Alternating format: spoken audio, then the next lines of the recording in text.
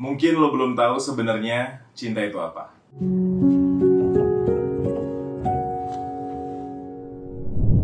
Hai, halo semuanya, lo semua lagi nonton gue, Gary Ardian. Dan hari ini gue pengen ngebahas topik favorit kita, ngomongin soal cinta. Selama kurang lebih 2 tahun gue jadi podcaster, ngomongin soal ini tuh seru banget ya. Tapi belakangan gue masih mengetahui kayaknya masih banyak juga yang belum ngerti sebenarnya cinta itu apa gitu. Makanya hari ini gue bahas. Jatuh cinta adalah kepada siapa kita bersedia patah hati. Ini adalah kalimat yang gue ucapin di sekitar tahun 2015 ketika saat itu ditanya tentang apa arti cinta sama salah seorang pendengar gue di radio kantor gue siaran waktu itu. Dari sekian banyak cara orang memandang apa itu cinta, gue sampai hari ini tuh masih meyakini bahwa mencintai itu emang begitu adanya gitu.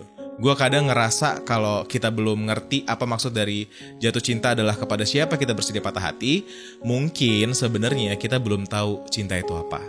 Kita coba langsung ngomongin ke contohnya aja, biar gak pada bingung, oke? Contohnya gini, ada orang yang bilang kalau dia pernah cinta kepada seseorang hanya dari pandangan pertama. Pertanyaannya, bisakah sebenarnya kita cinta dengan seseorang hanya dari pandangan pertama? Jawabannya nggak mungkin.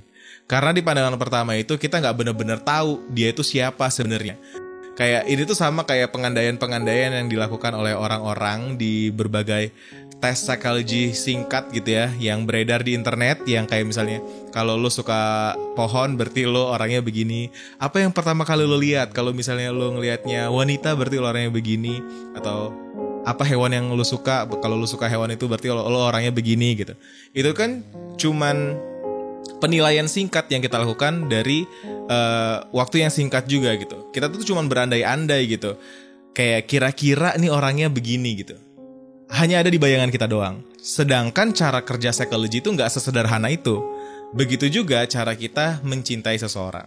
Pada saat kita merasa cinta pada pandangan pertama, sebenarnya kita tuh hanya jatuh untuk kelebihan-kelebihan yang kita lihat pada saat itu aja. Dan fase ini hanya sementara dan nggak akan bertahan dalam kurun waktu yang lama atau bahkan selamanya. Sehingga ini tuh nggak bisa dikatakan cinta. Penjelasan psikologinya ini tuh lebih ke rasa suka atau nafsu. Jika seseorang menganggap fase ini sebagai cinta, nantinya dia bakal cenderung merasa kecewa karena apa yang nampak di depan nggak akan sama seperti apa yang bakal ia rasakan di beberapa waktu kemudian gitu. Kesempurnaan cinta pada pandangan pertama bakal berangsur-angsur pudar seiring bertambahnya deretan kekurangan dari dia yang kita ketahui perlahan-lahan. Karena cinta sebenarnya adalah perihal bagaimana kita bisa menerima kekurangan. Jadi jangan terkecoh soal perbedaan antara lust dan love. Tertarik dengan kelebihan-kelebihan di pandangan pertama itu bukan cinta, tapi nafsu. Begitu juga sama halnya dengan saat PDKT yang udah baper banget sampai ngerasa ini mah gue udah sayang banget nih sama dia. Padahal PDKT-nya baru berjalan 1 atau 2 bulan gitu. Saat orang masih bisa mengalah dulu deh, rela menurunkan ego demi terlihat bisa jadi calon pasangan yang baik, sehingga tumbuh harapan kalau emang gebetannya ini adalah orang yang tepat. Padahal sebenarnya saat itu kita hanya berekspektasi dan berfantasi tentang bagaimana pasangan ideal menurut kita dan menganggap gebetan kita saat itu cocok untuk itu. Dalam fantasi yang dibangun semuanya balik hanya untuk kebaikan diri kita sendiri aja. Banyak dari kita yang baru bisa menyayangi seseorang kalau orang tersebut memberikan apa yang membuat kita senang, memenuhi keinginan, memenuhi kebutuhan kita, kayak perhatian, hal-hal manis yang romantis, pujian, gratifikasi lainnya untuk membuat kita merasa senang berada di dalam hubungan tersebut. Kita pengen diberikan rasa senang tersebut secara berkala, terus-menerus, sampai kita jadi haus akan hal tersebut. Gimana? Terdengar familiar ya? Gue rasa banyak orang, kenapa lo pengen punya pacar? Atau kenapa lo pengen ngejalin hubungan? Iya biar gue bisa bahagia gitu.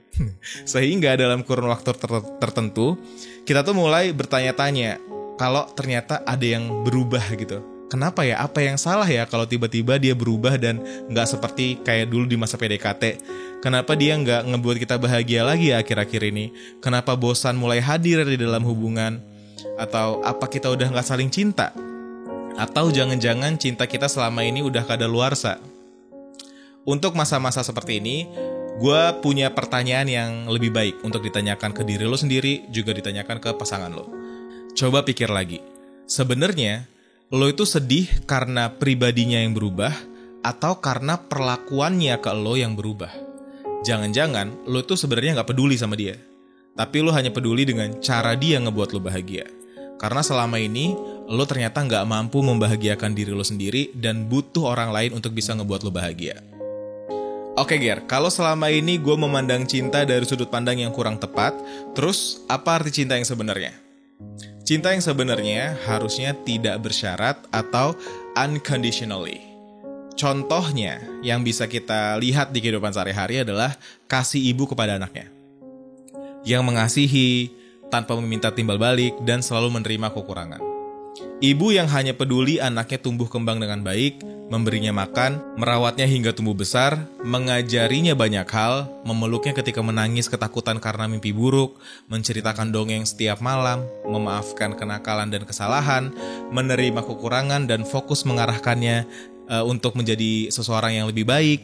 Dan ketika anaknya udah bisa membalas semua kebaikan itu, ibu bakal berkata, udah, apa yang kamu mau kasih ke ibu, disimpan aja buat masa depan. Di hidup gue, bokap yang ngelakuin hal ini. Mungkin di hidup lo, peran ini diambil bukan oleh orang tua. Malaikat ini bisa jadi ada di hidup kita menyerupai orang lain.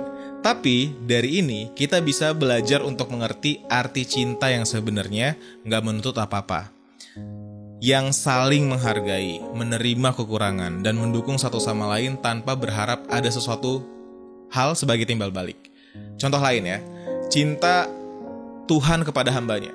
Cinta adalah bahasa Tuhan kan, penuh kasih tanpa mengharapkan timbal balik. Bahkan tanpa kita sadarin, segala ibadah yang kita pikir kita lakukan untuk membalas apa yang telah Tuhan berikan, sebenarnya nggak lain hanya untuk kebaikan diri kita sendiri.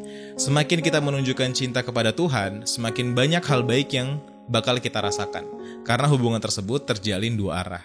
Pertanyaan selanjutnya, bisakah kita memberikan cinta yang gak bersyarat tersebut ke orang lain selain keluarga, atau seperti Tuhan memberikan kasih kepada manusia atau kepada hambanya gitu? Jawabannya, bisa. Syaratnya hanya kita harus benar-benar mengerti tentang semua yang gue sampaikan barusan. Mencintai adalah perihal menerima kekurangan. Menerima kalau dia gak sempurna, tapi tahu betul kalau sejauh ini dia yang terbaik. Menerima kekurangan dari dia yang terbaik bakal terasa lebih masuk akal buat dilakukan. Sehingga pada akhirnya kita bisa nerima dia apa adanya. Nggak memaksakan ekspektasi dari fantasi kita tentang bagaimana pasangan yang ideal, dan mulai menerima dia apa adanya tanpa adanya distraksi tentang bagaimana sebenarnya pasangan yang lo inginkan. Bayangin, kalau lo ada di sebuah hubungan yang memandang cinta seperti apa yang sejauh ini kita obrolin di podcast ini, lo bakal nyaman banget ngejalaninnya.